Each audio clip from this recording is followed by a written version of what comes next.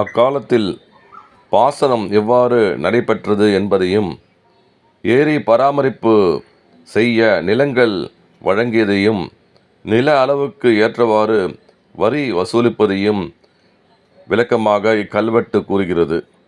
குலோத்துங்க சோழன் 20 1198 ஆண்டு. முன்னூர் ஆடவல்லீஸ்வரர் திருக்கோயில் ஏரி பராமரிப்பு கல்வெட்டு. விழுப்புரம் மாவட்டத்தில் உள்ள ஏரிகளில் மிகப்பெரிய ஏரியான முன்னூர் பெரிய ஏரி இப்பகுதியில் பெய்த கனமழையால் நீர் நிரம்பி கலங்கள் வழியாக வெளியேறும் மிக ரம்மியமான காட்சி. குலோத்துங்க சோழன் 20 1198 ஆண்டு கல்வெட்டு. இந்த பராமரிப்பிற்காக நிலங்கள் ஒதுக்கப்பட்டது குறித்த கல்வெட்டு ஸ்ரீ ஆடவல்லீஸ்வரர் கோயிலின் கிழக்குப்புற ஜகதியில் உள்ளது.